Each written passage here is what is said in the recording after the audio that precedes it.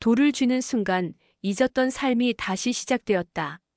한때 바둑계에서 신의 수를 두던 천재 바둑기사 한기태. 가족의 배신과 세상의 실망 속에 홀연히 사라진 그는 이제 낡은 점퍼와 마른 책으로 도시 외곽공원의 그늘 아래 앉아 있을 뿐이다. 바둑판을 지켜보는 그의 눈빛은 날카롭고 고요하다. 말없이 커피를 건네는 노점 커피 할머니 정혜, 정체를 의심하는 유튜버 강서우, 그의 존재를 알게 된 딸 배서윤, 그리고 뜻밖의 재회로 다시 흔들리는 첫사랑 서말순. 기태는 다시 돌을 쥔다. 그 순간 멈춰있던 시간들이 천천히 다시 흐르기 시작한다. 은빛 기록 구독과 좋아요, 알림 설정 부탁드립니다.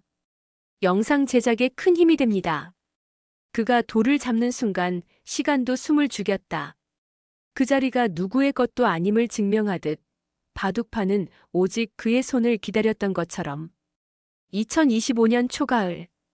해가 기울기 시작하면 어김없이 사람들은 공원으로 몰려들었다.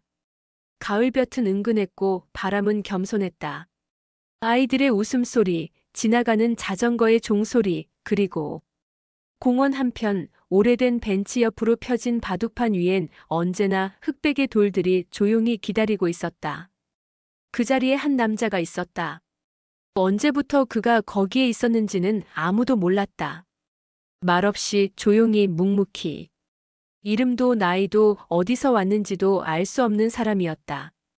누군가는 노숙자라 수군댔고 누군가는 치매 노인이라며 눈길을 피했다. 그러나 그는 매일 같은 시간, 같은 자리에 앉았다. 늘 같은 낡은 점퍼, 헤어진 운동화, 쭈글쭈글한 손. 그 손은 오래된 흑백의 돌을 눈으로만 쫓았다. 사람들은 그를 돌 구경하는 노인이라 불렀다. 아무도 그에게 말을 걸지 않았다. 딱 한 사람, 커피를 파는 할머니만이 예외였다. 커피 한 잔 괜찮으시죠?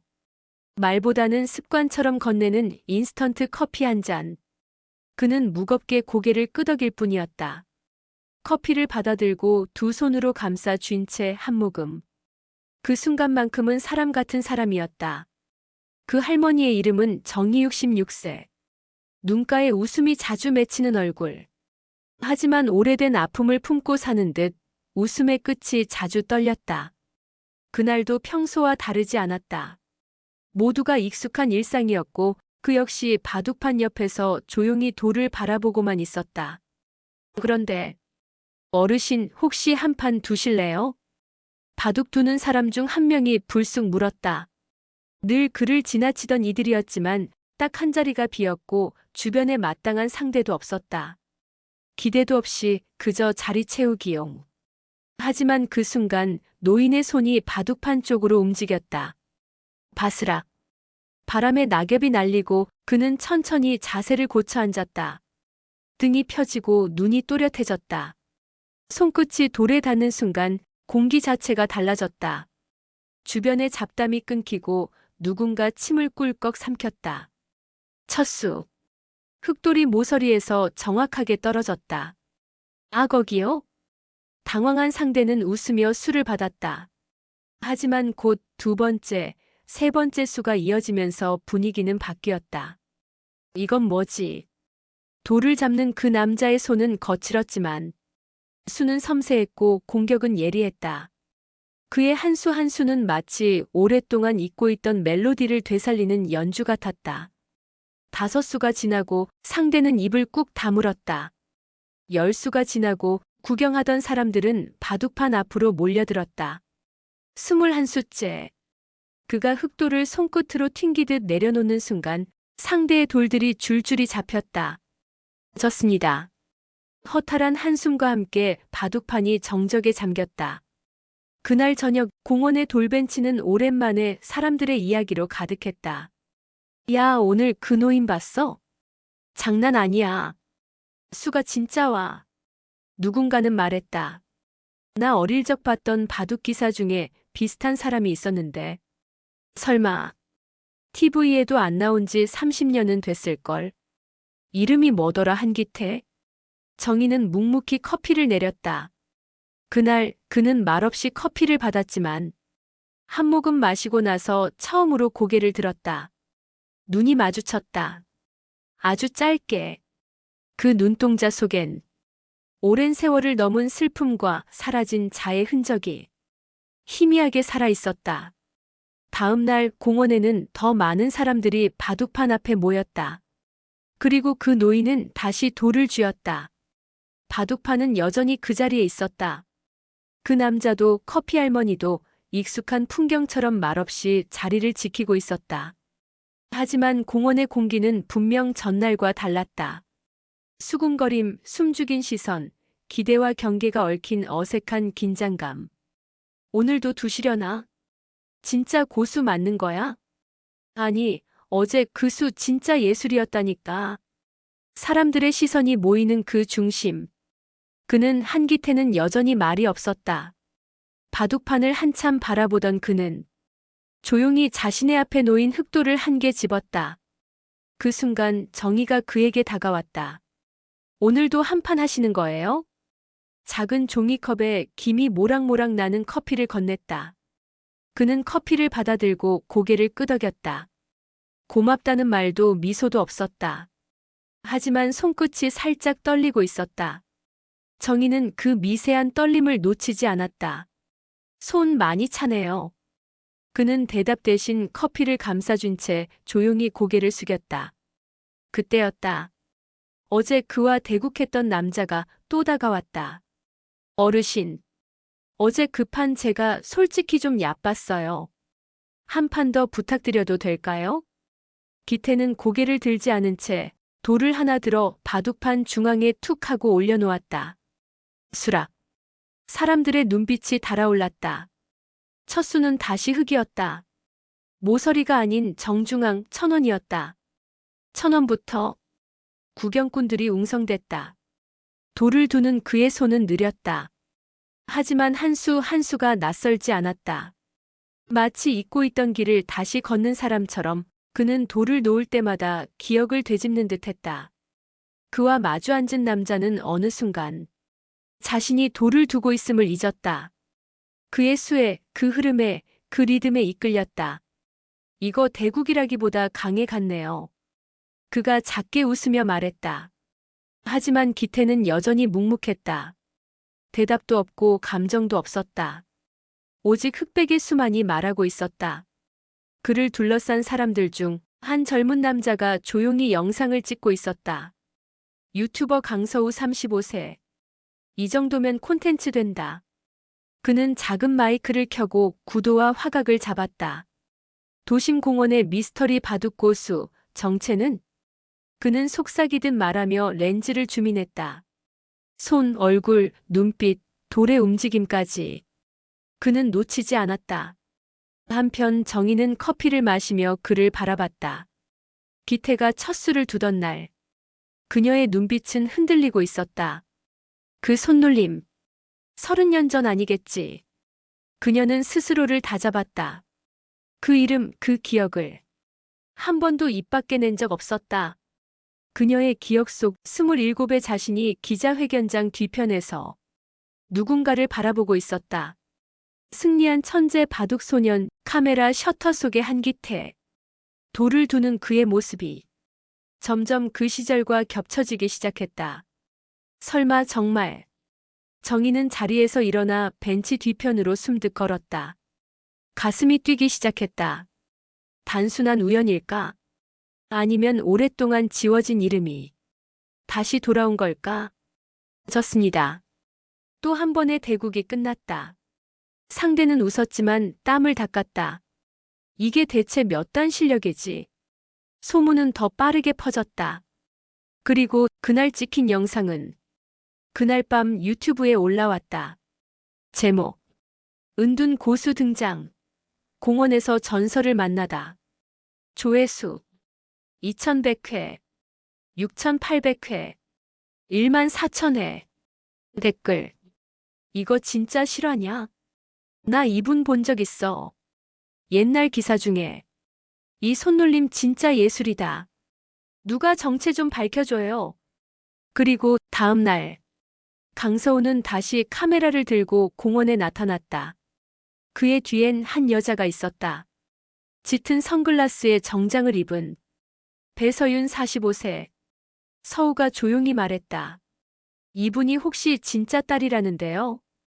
이거 진짜 실화냐? 와, 손놀림 뭐냐 무슨 프로 같아. 이름이 한기태. 혹시 옛날 그 전설의 기사? 댓글은 새벽을 넘기며 쏟아졌다. 그리고 영상은 단 하루 만에 15만 조회수를 넘겼다. 공원 앞 한기태가 앉던 벤치엔 낯선 사람들까지 모여들기 시작했다. 스마트폰을 든 젊은이들, 3355 어르신들, 카메라까지 들고 온 유튜버들. 기태는 여느 날처럼 그늘 아래 앉아 있었지만 주변의 시선은 분명 달라져 있었다. 그의 존재가 더 이상 조용히 앉아 있을 수 없는 이슈가 되어가고 있었다. 어르신, 어제 영상 봤어요. 진짜 프로 맞으시죠? 이름이 한기태라던데요. 혹시? 그는 여전히 대답하지 않았다. 돌을 들지도 않았다. 그저 커피 한 잔을 감싸 쥔 채 고개만 낮게 떨군 채 있었다. 정희는 그런 그를 멀리서 지켜보았다. 눈빛에 연민과 걱정이 스며 있었다. 어쩌자고 이제 와서 다시 눈에 띄신 거예요. 그날 영상 속 그 노인이 진짜 한기태라는 말이 바둑 커뮤니티를 타고 퍼져나갔다. 국가대표 시절 돌연 은퇴한 천재. 92년 국제대회 우승 후 갑자기 종적을 감춘 남자. 바둑협회와 갈등설, 가족 문제, 실종설까지. 잊혔던 이름, 망각 속에 파묻혔던 이야기가 다시 수면 위로 올라오고 있었다. 그리고 그날 오후 공원의 고급 세단이 멈췄다. 도시의 공기와는 어울리지 않는 고급 정장 차림의 여성 한 명이 내렸다. 배서윤 45세. 한기태의 딸. 맞다. 목소리는 작았지만 그의 귀에는 명확하게 들렸다. 그는 고개를 천천히 돌렸다. 딸의 얼굴을 오랜만에 마주한 그 순간 시간이 멈춘 듯 했다. 너구나. 그가 처음으로 입을 열었다. 그 짧은 한마디에 서윤의 눈이 붉어졌다. 찾았어요. 정말 찾았어요. 그녀는 애써 떨리는 숨을 참으며 말했다. 그날 밤 정희는 벤치에 혼자 남아 앉아 있었다. 기태는 보이지 않았다. 그녀는 무언가를 기다리는 눈빛이었다. 그때 누군가 조심스레 다가왔다. 혹시 이 근처에서 한기태 씨를 본 적 있으세요? 남자의 목소리. 중저음의 매무새가 반듯했다. 정희는 천천히 고개를 들었다. 당신은 누구시죠? 바둑협회 과거 기태 선생님을 지도했던 사람입니다. 그가 살아있다는 소문을 듣고 정희는 고개를 끄덕였다. 살아있습니다. 다만 예전의 그는 아닙니다. 한편 유튜버 강서우는 새 영상을 준비 중이었다. 제목은 이렇게 정해졌다. 공개해고. 전설의 귀환 30년 만에 돌아온 천재 바둑기사의 진실. 세상은 그를 잊었지만 바둑판은 그를 기억하고 있었다. 기태는 그날 밤 정희의 노점 커피 옆에 조용히 앉았다. 정말 내가 돌아온 걸 후회하게 될까? 그가 작게 중얼이듯 말했다. 정희는 조용히 앉아 그의 옆에 종이컵을 내려놓았다. 후회해도 괜찮아요. 돌을 다시 주셨잖아요. 그건 살고 싶단 뜻이잖아요. 그는 웃지도 울지도 않았다. 그저 돌을 하나 조용히 집어들었다. 해는 짧아지고 그림자는 길어졌다. 가을이 깊어질수록 바람은 차가워졌지만 한기태의 주변은 점점 뜨거워지고 있었다. 선생님, 인터뷰 한 번만 해주십시오. 다큐멘터리로 제작해보려 합니다. 팬들이 너무 궁금해합니다. 한마디만이라도. 그는 묵묵히 돌을 두었고 커피를 마셨고 말없이 고개를 저었다. 그는 돌아왔지만 세상은 그를 다시 놓아주지 않았다. 그날 오후 정희는 공원 근처 오래된 문구점 앞에서 조심스레 꽃을 고르고 있었다. 진한 국화향이 풍겼고 그녀의 손에는 한 다발의 노란 국화가 들려 있었다. 그녀는 천천히 걸음을 옮겼다. 도시 외곽의 작은 납골당. 그곳엔 작은 명패 하나가 걸려 있었다. 이민수 1960, 1993. 그 사람 돌아왔어요. 정희가 무릎을 꿇고 국화를 놓았다. 아직 많이 아파 보이네요. 근데 나도 잘 모르겠어요. 기쁜 건지 슬픈 건지. 입술을 앙다문 그녀의 눈에 눈물이 맺혔다. 그날 저녁 공원 벤치에 앉아있던 한기태는 커피를 한 모금 들이킨 후 낯익은 향수를 느꼈다. 그가 고개를 돌린 순간 정희가 조용히 앉아 있었다. 바람이 그녀의 머리카락을 흔들고 있었다. 많이 늦었네요. 그녀가 먼저 말을 꺼냈다. 당신 아직도 그 커피 타는 거 그대로군. 기태가 작게 웃었다. 당신은 여전히 말을 아끼네요. 돌아온 지 꽤 됐는데 왜 이제야 나서요? 정희의 목소리에는 미묘한 떨림이 있었다. 기태는 한참을 말없이 있다가 돌을 하나 손에 쥐고 말했다. 돌을 다시 줄 수 있을지 몰랐습니다. 그게 두려웠습니다. 돌을 쥐는 순간 내가 다시 살아야 할 것 같았거든요. 살아야죠. 숨만 쉰다고 사는 거 아니잖아요. 정희가 조용히 응수했다. 그의 눈이 정희를 향했다. 그 순간 정희의 입술이 살짝 떨렸다. 기억나요? 30이 되던 해봄날. 기자회견 끝나고 당신 내 손잡고 말했잖아요. 돌노트 살고 싶다고. 그랬었죠. 그의 눈동자에 그의 봄의 빛이 다시 번졌다. 근데 왜 그렇게 사라졌어요? 그 많은 약속들, 그 많은 사람들. 왜 다 버리고 혼자 가버린 건데요? 그녀의 말은 꾸짖음이 아니었다. 그건 묻지 못한 질문들의 잔향이었다. 기태는 커피를 내려놓았다. 그리고 마주보며 말했다. 바둑판 위에선 명확했는데 삶에선 틀린 수만 뒀습니다. 그게 무서웠습니다. 그 순간 정희의 눈에서 눈물이 또르르 흘렀다. 지금이라도 수정할 수 있을까요? 그녀가 조용히 말했다. 모르겠습니다. 하지만 지금 이 수는 당신 앞에 두는 겁니다. 그가 조심스레 그녀의 손등에 손을 얹었다. 작고 마른 손. 하지만 따뜻한 온기가 느껴졌다. 둘 사이엔 말이 없었지만 그 조용한 손길이 모든 말을 대신했다. 그날 밤 딸 배서유는 기태와 마주 앉아 있었다. 그녀의 손에는 어린 시절 가족 사진이 들려 있었다. 이 사진 기억나세요? 그는 조용히 사진을 바라봤다. 이때는 참 좋은 아빠였어요. 그래서 더 미웠어요. 왜 우리를 버렸는지, 왜 사라졌는지. 기태는 입술을 깨물었다. 그땐 누구도 지킬 자신이 없었습니다. 무너지는 걸 보여주고 싶지 않았어요.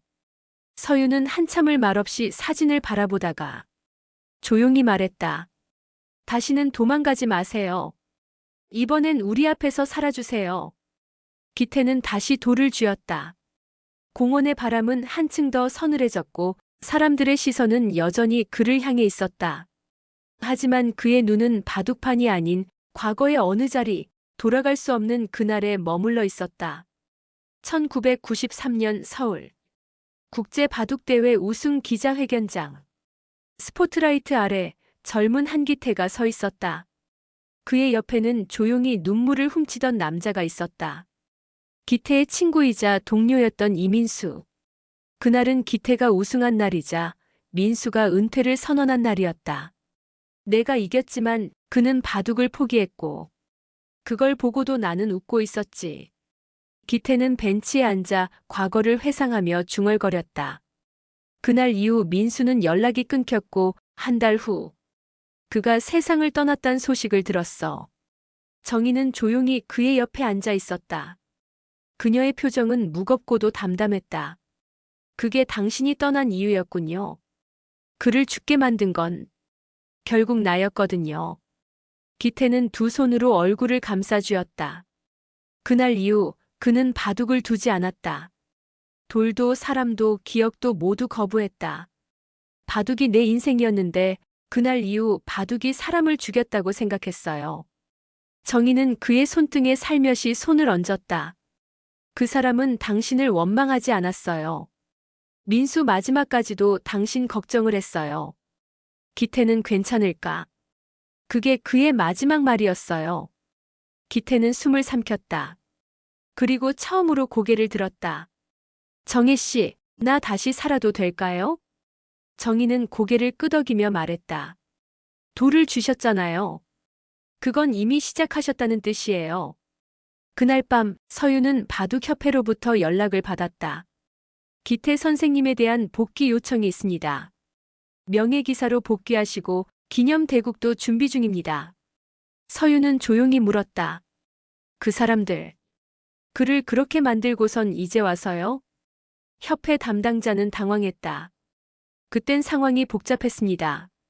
상황이 아니라 사람들이 나빴던 거죠. 서유는 단호히 말을 끊었다. 다음 날 기태는 공원의 바둑판 앞에 앉았다. 평소보다 많은 사람들이 모여 있었고 카메라, 마이크, 심지어 언론사까지 와 있었다. 그는 아무 말 없이 앉았고 옆자리에는 정희가 커피를 내려놓고 앉았다. 오늘은 어떤 수를 둘 건가요? 정희가 물었다. 오늘은 고백하지 못했던 수요. 그가 천천히 대답했다. 그의 손이 돌을 들었다. 그리고 흑돌 하나가 천천히 가장 깊은 모서리에 놓였다. 그 순간 공원의 소음이 사라졌다. 모두가 그의 수를 바라봤다. 그 수는 단순한 수가 아니었다. 그것은 죄책감의 자리였고 용서의 시작이었으며 마지막으로 그가 진심으로 두는 삶의 첫 수였다. 공원은 어느새 무대가 되었다. 낯선 카메라들이 줄지어 섰고 기태의 얼굴은 하루아침에 인터넷을 도배했다. 전설의 귀환.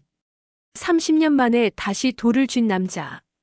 실종된 바둑 천재, 공원에서 발견되다.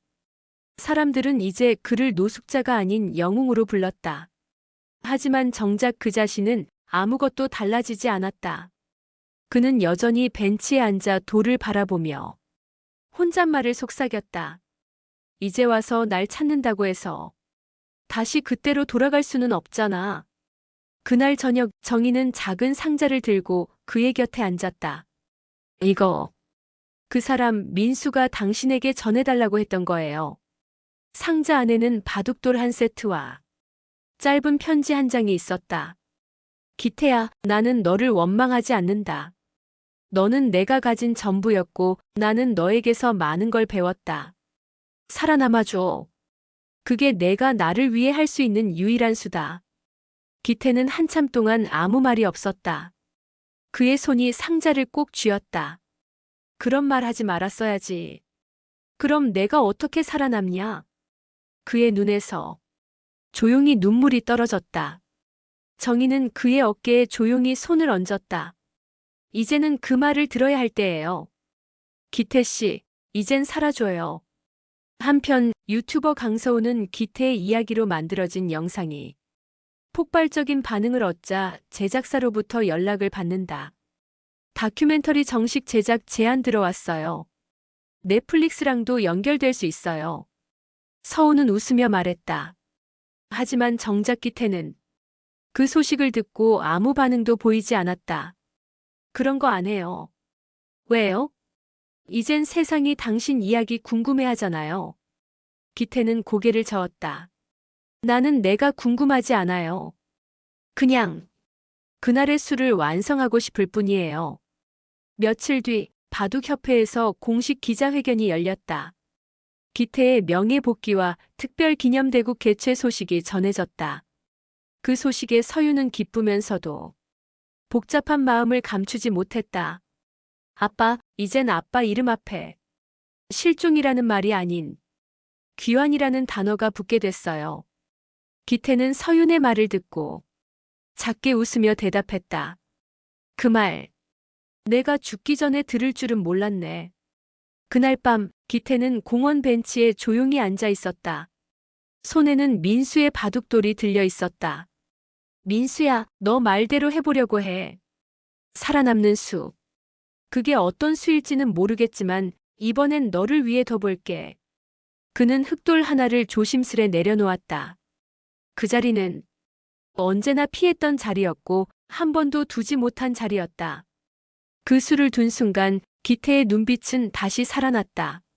숨소리가 고요해졌고 돌이 바둑판 위에 눌러앉는 소리만이 밤 공기를 채웠다. 가을의 끝자락. 바람은 더 깊어졌고 하늘은 맑고 높았다. 그날은 달랐다. 모든 것이 다시 시작되는 날이었다. 서울 시내 중심의 한바둑 기념관. 수십 개의 카메라, 수백 명의 관객이 몰려 있었다. 무대 중앙엔 오직 두 개의 자리가 놓여 있었고 그중 하나에 한기태가 조용히 앉았다. 명예 복귀 기념 대국. 상대는 국가대표 신예 기사, 20살의 젊은 천재 이강민. 마이크가 켜지고 사회자가 소개를 이어갔다. 30년 전 바둑계의 전설로 불렸던 한기태 선생님이 오늘 이 자리에서 공식 복귀 대국을 치르게 되었습니다.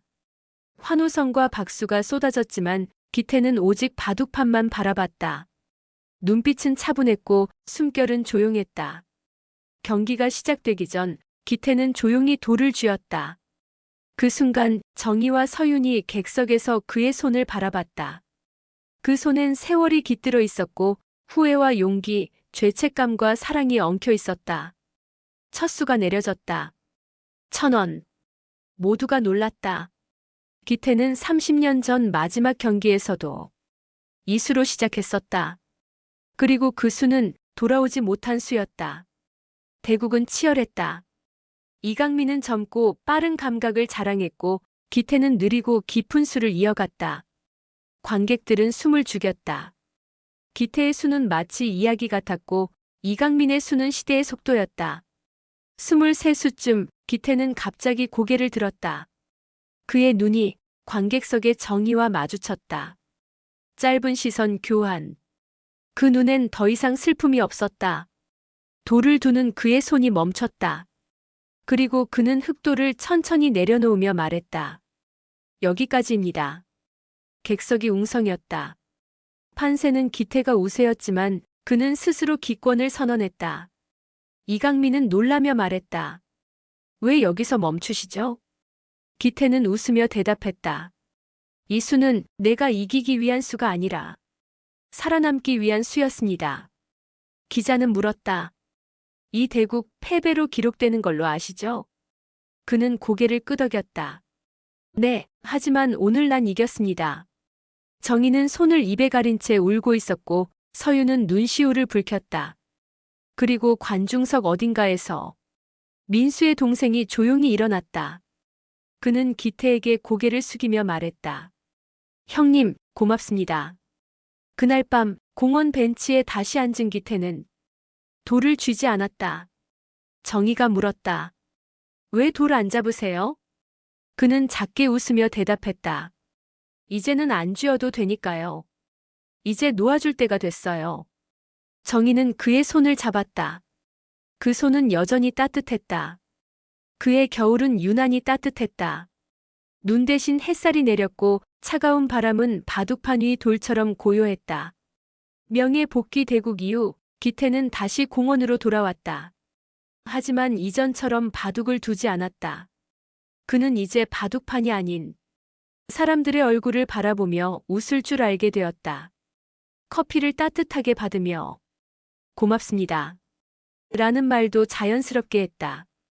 어느 날 공원 벤치에 앉아 있는 그에게 한 꼬마가 다가왔다. 할아버지, 바둑 가르쳐 주세요. 기태는 조용히 웃으며 말했다. 그 대신 약속 하나 하자. 이기려고만 하지 말고 즐기자. 그게 바둑이야.